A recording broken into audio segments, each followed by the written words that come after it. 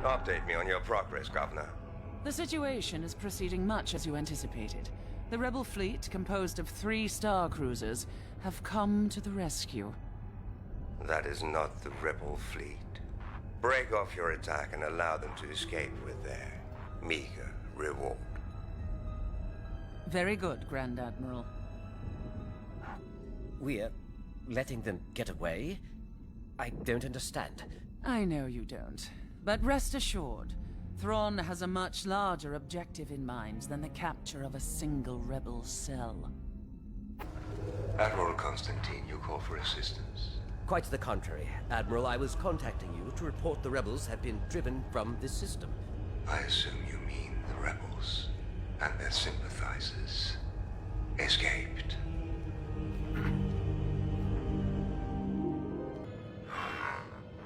General Dodonna, Commander Sato, Captain Syndulla. At last we meet in this theater of war, however briefly. There is no escape and your forces are badly outnumbered. This rebellion ends today. We'll never surrender to you, Thrawn. You misunderstand, Captain. I'm not accepting surrenders at this time.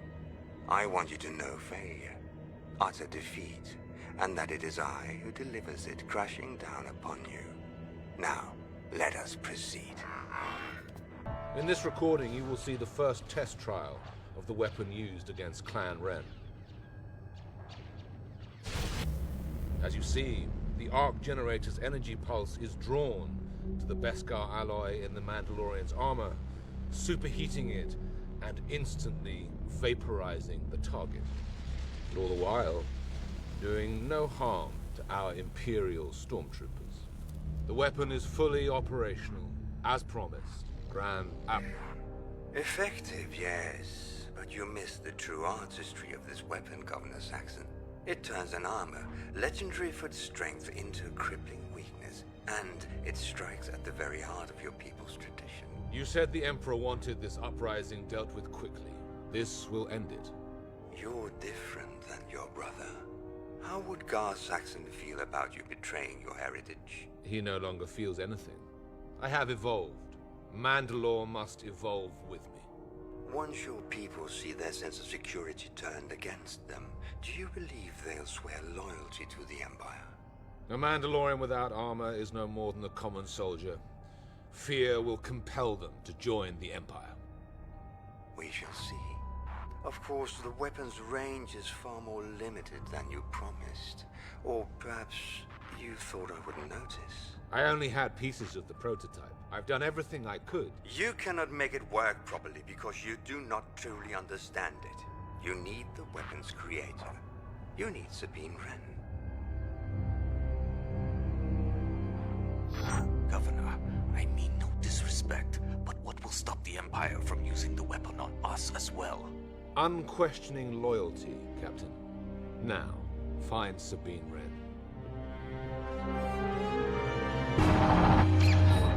We've located the crash, Admiral, but there's no sign of the rebels. I'm initiating a search. They won't escape. Very good, Governor. Secure the site. Ground units are en route. We have recovered your prototype, Grand Admiral. But its data recorder and hyperdrive are gone. The rebels will attempt to deliver the recorder to the rebel command, in hopes of studying the TIE Defender design for a weakness. The hyperdrive is too cumbersome for the rebels to have carried it far on foot. They must have hidden it in the area. Which is why I've dispatched specialized assistance to your aid. I do not require assistance. The return of these rebels to Lothal and the theft of my ship are two recent lapses proving otherwise. My agent, Roch, will arrive shortly.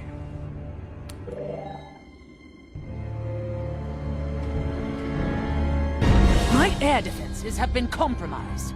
I am aware. An impressive level of coordination, though not unexpected. The factory is vulnerable. Oh, on the contrary, Governor, it's quite safe. I won't allow a single rebel ship through my blockade. So, you lost here a singular, yet you hold a parade. Explain yourself, Governor Price. A celebration of our victory over the rebels, Grand Admiral. As for General Syndulla, I have something better. It's true then. But the Jedi's death came at a cost. Did it not?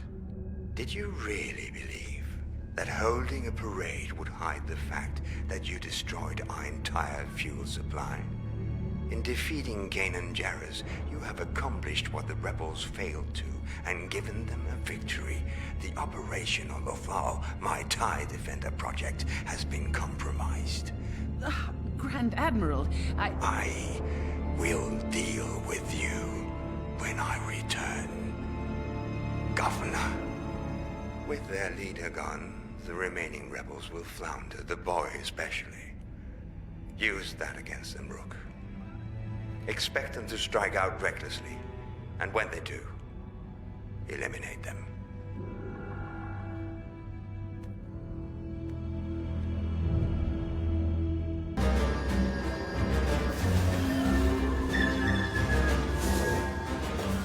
Identify yourself.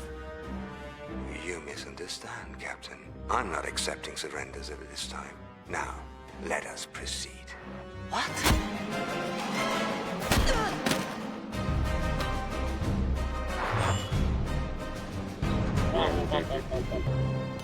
The rebels have captured Price.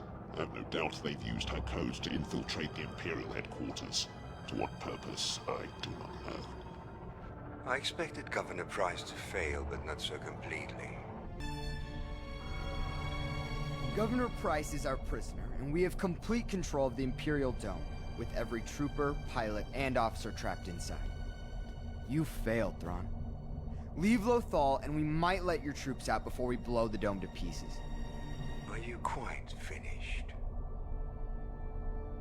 If you truly wish to save Lothal, Commander Bridger, the only term I'll accept is your immediate and unconditional surrender. Why would I surrender when I hold your entire army prisoner?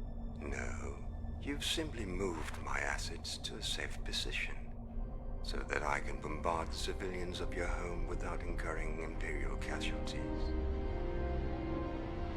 Your shield generator is under my control, just so that you understand that my intentions are genuine. I shall demonstrate my power. Open fire. Enough! I surrender!